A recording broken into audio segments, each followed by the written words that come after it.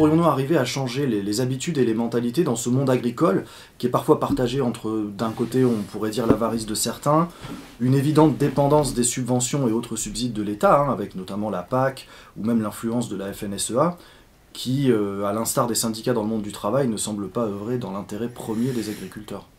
Mhm. Comment on pourrait arriver à changer justement ces habitudes et ces mentalités? Mhm. Euh, ouais, si j'étais en responsabilité dans le monde agricole, comment changer ça? Ben, il y a déjà une chose, c'est l'enseignement. Hein. Il faut au moins déjà parler de l'histoire de l'électroculture dans l'enseignement agricole classique, que ce soit plus caché. Hein. Après, chacun va chercher par lui-même et se former aussi, hein, déjà par curiosité. Et forcément, il y en a beaucoup plus qui vont commencer à pratiquer et par l'exemple, par les résultats, ça va faire effet boule de neige naturellement. Euh, Après, il y a aussi les autorités, il faut renverser, moi je dirais, il faut renverser la dynamique, dans le sens, il faut arrêter d'écouter les plus gros agriculteurs et l'industrie agroalimentaire qui exploite les agriculteurs. Hein. Il faut renverser la vapeur et écouter les petits. Hein. Écouter principalement les petits euh, voir quels sont leurs besoins pour que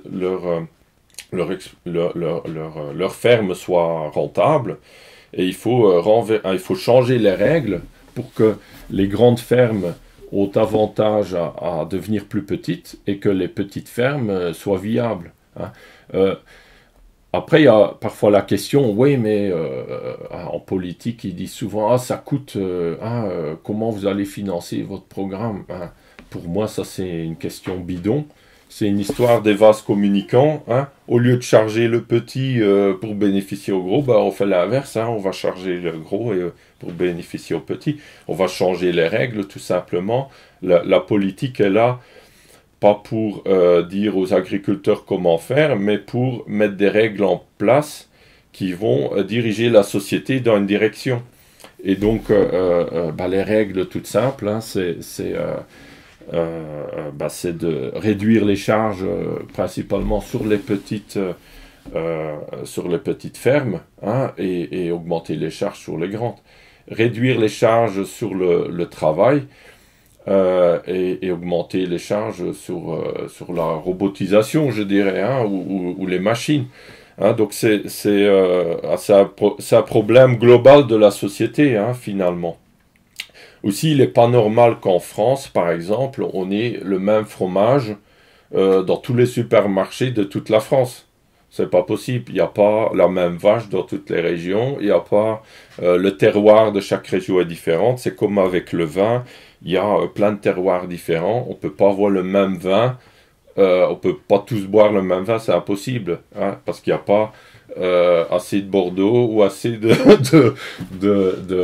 Côte-du-Rhône ou de vin d'Alsace pour tout le monde. C'est lié à un terroir. Et donc, du coup, il faut vraiment remettre les traditions françaises en avant, les valeurs françaises, la culture française, et donc ça passe forcément par aider les petits, pas forcément aider, c'est pas avec de l'argent, mais avec des nouvelles règles qui font qu'ils puissent travailler correctement, normalement, sans avoir le souci financier, en gros. Et je pense que ça, c'est tout à fait faisable. Toutes les petites fermes, ils pourront vous dire, ou les associations de petites fermes, ils savent très bien où sont les problèmes. Les gros, ils savent aussi très bien où sont les problèmes. Hein. Pour eux, c'est pas un problème, on va dire. Donc, on connaît tout ça. Donc, il faut que par exemple, un ministre, c'est à lui de choisir qui il va écouter, hein, comme conseiller. Hein.